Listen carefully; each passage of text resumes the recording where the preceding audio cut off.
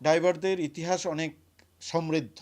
বাংলাদেশের বিভিন্ন বাহিনীতে এর কিছু প্রশিক্ষিত লোক ছিল। অতল সাগরের তলে কি আছে, এমন প্রশ্ন সবাইকেই কৌতূহলী করে।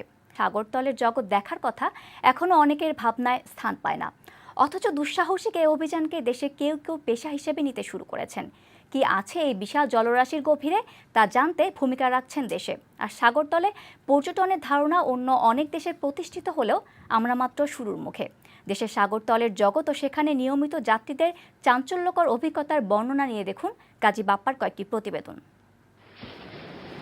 পৃথিবী মানুষের প্রোটিনের একটা বড় অংশই সংগ্রহ করে সাগর। ১৯৬০-এর দশকে সাগরের তলদেশের সৌন্দর্যের হাতছানিতে ডুবসাঁতার বা ডাইভিংয়ের চল শুরু হয়। তবে প্রথম দিকে সেটা ডুবন্ত জাহাজ বা মানুষের জীবন উদ্ধারের কাজে ব্যবহৃত হতো। পরে ধীরে ধীরে শখের বশে ডাইভিংয়ের ব্যাপ্তি বাড়ে, যা জনপ্রিয় হয়েছে বিশ্বজুড়ে। পরিমাণই হচ্ছে ডাইভার। তারা পরবর্তীতে এসে বাংলাদেশের সার্ভিসে এই স্পেশালি আপনার বাংলাদেশ নৌবাহিনীতে ডাইভিংয়ের একটা ইনস্টিটিউট করা হয়, সেখান থেকেই আসলে উৎপত্তি।